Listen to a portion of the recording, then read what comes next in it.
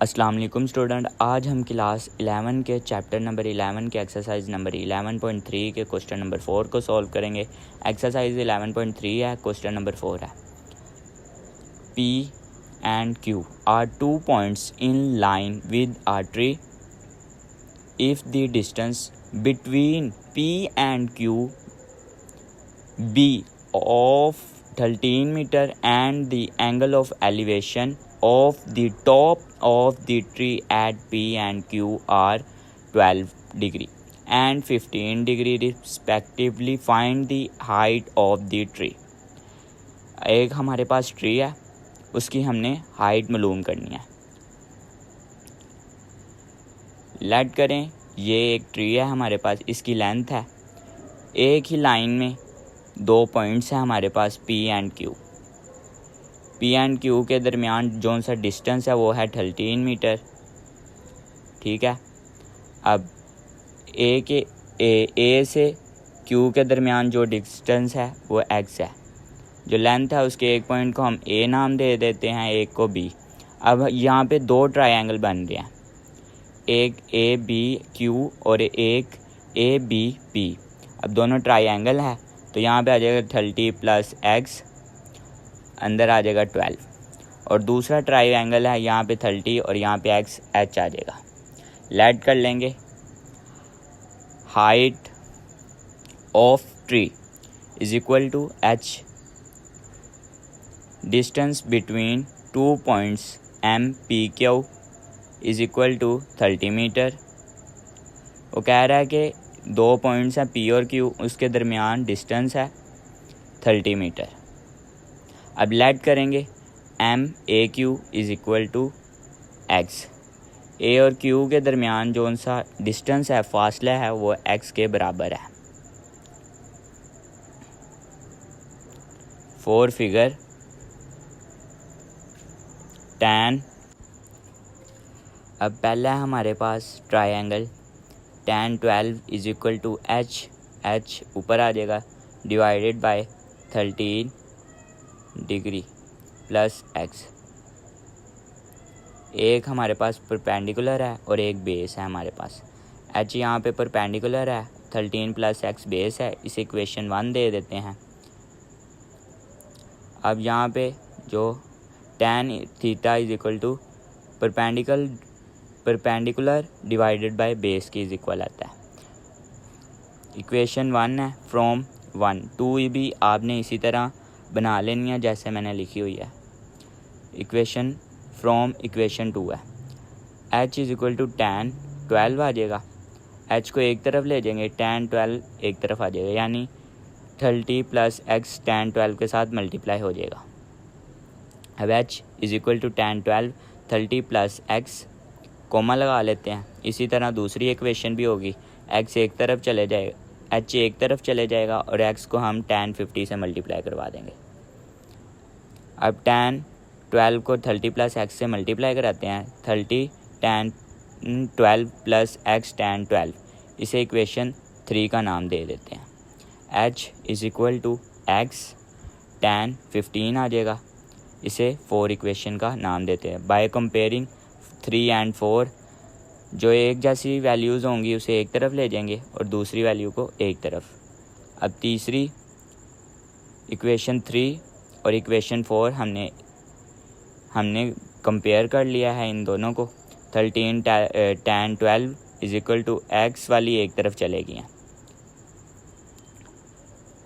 X tan 15 - X tan 12 आ जाएगा। 30 tan 12 को कैलकुलेटर पे सोल्व करेंगे, आ जाएगा 6.37। अब इज इक्वल टू X हमने कॉमन ले लिया है, tan 15 और tan 12 बाकी रह गया। नेक्स्ट पेज की जानिब चलते हैं हम। नेक्स्ट पेज पे हम इसे एक दफ़ा फिर लिख लेते हैं, 6.37 is equal to X common ले लिया, tan 15 - tan 12, 6.3 वैसे का वैसे इज इक्वल टू X आ जाएगा। tan 15 - tan 12 को कैलकुलेटर पर सोल्व करेंगे तो हमारे पास आ जाएगा 0.055।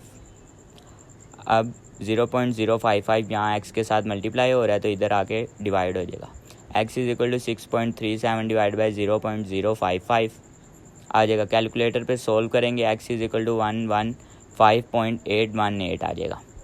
x को पुट कर देंगे इक्वेशन 4 में, आप इक्वेशन 1 में भी पुट कर सकते हैं, इक्वेशन 3 में भी, इक्वेशन 4 में भी, इक्वेशन 2 में भी। यहाँ पे इक्वेशन 4 छोटी है इसलिए मैं 4 लूँगा, आप कोई भी इक्वेशन ले। h is equal to x tan 15 आ जाएगा, इक्वेशन है हमारे पास। x की जगह आ जाएगा 115.818 आ जाएगा। tan 15 वैसे का वैसे आ जाएगा। जब कैलकुलेटर पे सोल्व करेंगे तो आ जाएगा 31.033 मीटर। हाइट आ गई हमारे पास 31.033 मीटर। ट्री की हाइट कितनी है हमारे पास, h is equal to 31.033 metre.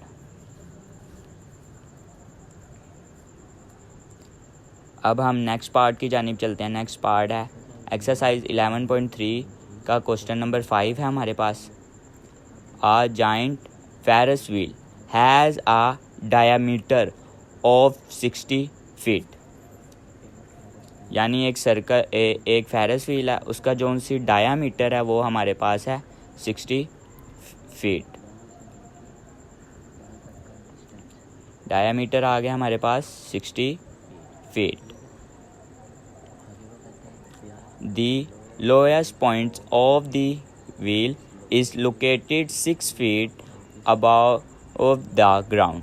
यानी वो कह रहा है ग्राउंड से जोन सा फेरस व्हील का सबसे लोएस्ट पॉइंट है उसकी लंबाई यानी लेंथ हमारे पास 6 फीट है।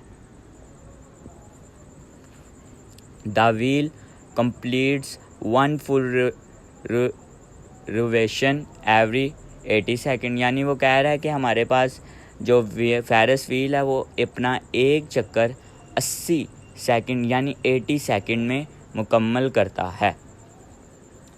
अब इसका डायामीटर हमारे पास 60 था तो इसका रेडियस हमारे पास क्या होगा, डायामीटर का हाफ कर लेंगे, 2 पे डिवाइड करो तो हमारे पास रेडियस आ जाता है। रेडियस हमारे पास आ जाएगा 30 मीटर। अब रेडियस हमारे पास 30 मीटर है और यहाँ से यहाँ तक की हाइट हमारे पास 6 फीट है। 30 और 6 को प्लस करेंगे तो हमारे पास 36 फीट आ जाएगा। डायामीटर हमारे पास उसने दिया हुआ है, हमें गिवन है 60 फीट। टाइम भी उसे दिया हुआ है 80 सेकेंड। रेडियस हमने फाइंड कर लिया है 30 सेकेंड। रिक्वायर इक्वेशन, ये इक्वेशन आपने हमेशा याद रखनी है। H T is equal to A minus cos C T plus D.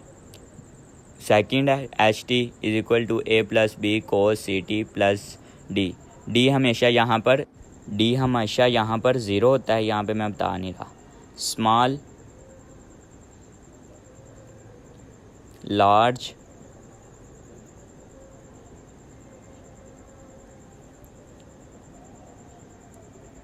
जो नेगेटिव होती है वो लार्ज से स्मॉल की तरफ जाने के लिए यूज़ होती है और जो पॉजिटिव इक्वेशन होती है वो लार्ज से स्मॉल से लार्ज की जानिब जाने के लिए इस्तेमाल होती है।